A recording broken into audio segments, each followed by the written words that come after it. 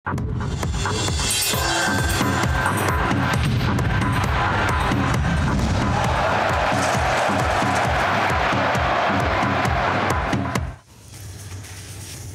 দেখছেন জি 24 ঘন্টা স্পোর্টস 24 নিয়ে আপনার সঙ্গে রয়েছি আমি শুক্লা। শুরুতেই ফুটবলের খবর নিয়ে দেখে নেব আমাদের বিশেষ segment goal kick.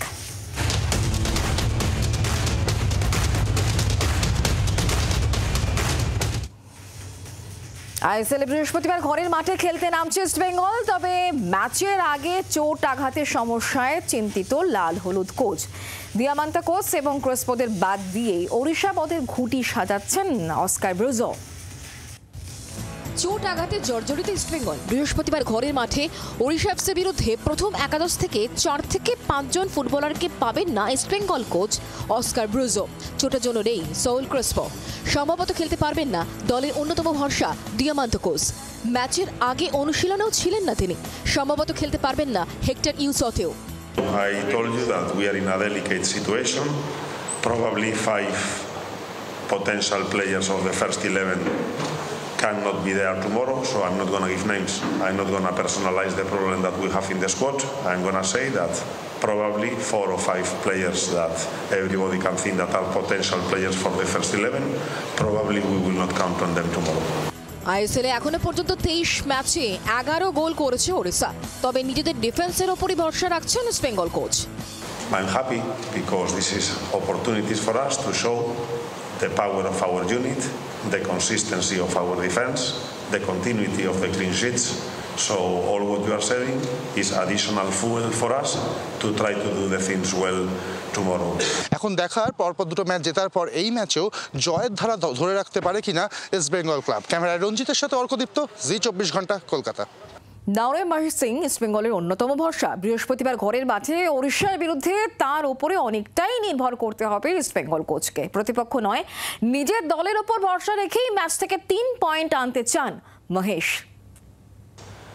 Obviously, Odisha, they have few best players in the league, like Juhu, Bumus, Motara Fall, Diego Moricho, and even Indian also. But we have plan, and we trust in this. I think even our team also, even after losing some key players, we have even player who can play now, like getting opportunity, new opportunity. And I think we are getting ready for this in these 2 days. Like yesterday and day before yesterday, coach was planning, and I think we stick to the plan and hope we get 3 points tomorrow. বাংলাদেশের সংখ্যালঘুদের ওপর সাম্প্রদায়িক নির্যাতনের প্রতিবাদে এবার কলকাতায় বাংলাদেশ উপদূতাবাসে স্মারকলিপি জমা দিল মোহামেডান স্পোর্টিং ক্লাব। ক্লাব কর্তা কামারউদ্দিন জানিয়েছেন, সংখ্যালঘুদের ওপর অত্যাচার সমর্থন তারা করেন না। প্রত্যেকটা মানুষকে যারা নর্মাল যারা করে কোনো পলিটিক্স করুক না করুক, কিন্তু এটা প্রতিবাদ জানানো উচিত।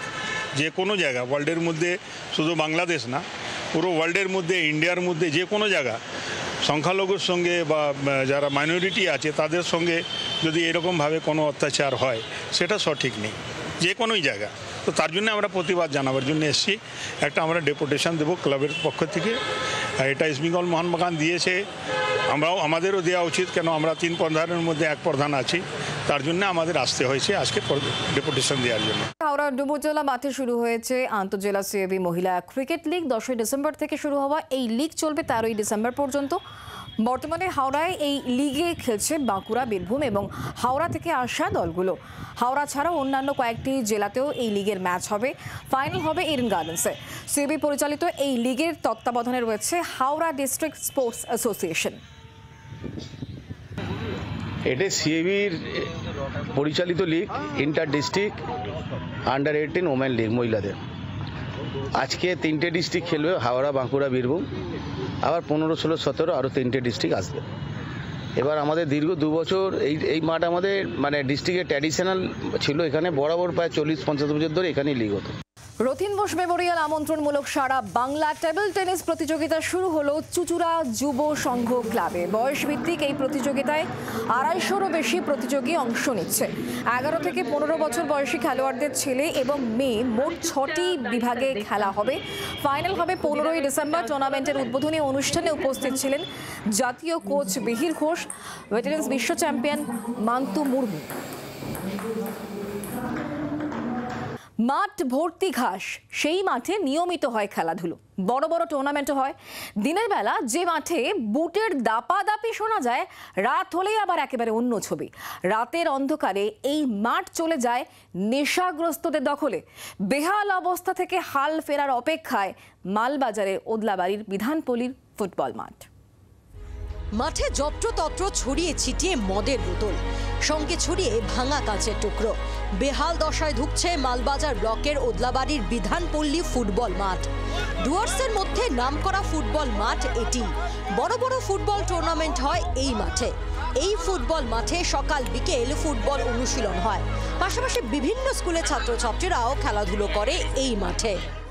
এই মাঠটা খুব গুরুত্বপূর্ণ মাঠ, বিশেষ করে ওদলাবাড়ির ওপরে। আর কোনো ওদলাবাড়িতে এর থেকে ভালো মাঠও নেই। আর এখানে সকাল থেকে মাঠটা এত বিজি, মানে সকালবেলা ধরে নেন ওই ভেটারেন্স টিমটা খেলবে, ভেটারেন্সের যারা আমরা আছি তারা প্র্যাকটিস করব। তারপরে এই যে হলিভিউ স্কুলের বাচ্চা কাচ্চারা এই মাঠেই তারা প্রেয়ার লাইন টাইন যাই হোক এক্সারসাইজ তারাও করে। এখানে বিকেলেও খেলা হয়, বিকেলে বাচ্চা কাচ্চারা প্র্যাকটিস করে, আরএফএ প্র্যাকটিস করে।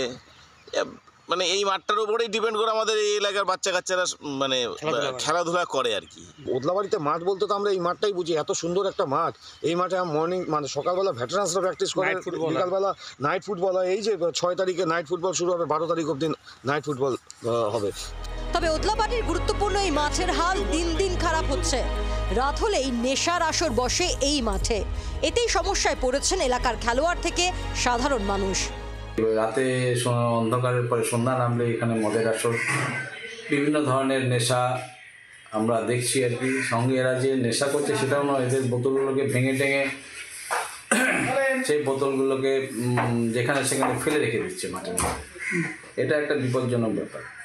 লাইটের তো নেই, লাইট আছে কিন্তু সব সময় জ্বলে না। আমি বলবো যে আমাদের কমিউনিটি হলের ওখানে নতুন লাইট লাগানো হয়েছে। আমি প্রশাসনের কাছে আমি অনুরোধ রাখবো যেন লাইটটা just সন্ধ্যার পরে যেন জ্বালানো হয়। লাইট থাকলে এখানে যে আতঙ্কগুলো বসে সেটা সাধারণত কমে যাবে।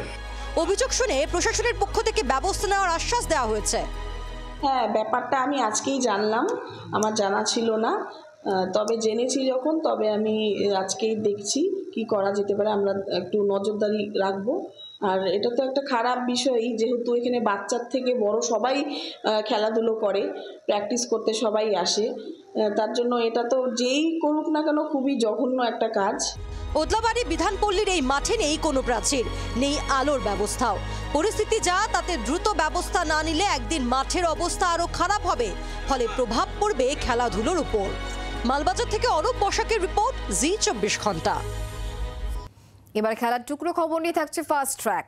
আইসিসির নভেম্বরে ক্রিকেটার অব দ্য মান্থ পাকিস্তানের পেসার হারিস রফ। গত মাসে 13 উইকেট পাওয়ার এই সম্মান তার। 28 ডিসেম্বর শুরু হকি ইন্ডিয়া লিগ, আর সেই সময়ে চলবে ক্রিসমাস ছুটি কাটাতে। তাই তড়িঘড়ি ফ্র্যাঞ্চাইজি দলগুলো থেকে নাম প্রত্যাহার করছেন ইউরোপ এবং অস্ট্রেলিয়ার হকি তারকারা। 203 দিন পর বার্মিংহামে ভারত বনাম ইংল্যান্ড টেস্ট ম্যাচ। বুধবারই বিক্রি সেই ম্যাচের সব টিকিট। বিশ্ব দাবা চ্যাম্পিয়নশিপের 13তম গেমও শেষ হলো অমীমাংসিত। ফলে ভারতের দোমারাজু গুকেশ এবং চীনের ডিং লিরেনের মধ্যে শেষ লড়াই বৃহস্পতিবার। সেখানেও ড্র হলে পরে ম্যাচ গড়াবে টাইব্রেকারে। 2030 সালে ফুটবল বিশ্বকাপ হবে মরক্কো, পর্তুগাল এবং স্পেনে। 2034 সালে সৌদি আরব ফুটবল বিশ্বকাপ আয়োজন করবে। স্পোর্টস 24 আজ এখানেই শেষ করছি। অন্যান্য সব খবরের জন্য দেখতে থাকুন জি24 ঘন্টা। বাংলার আওয়াজ, বাঙালির আবেগ, জি24 ঘন্টা।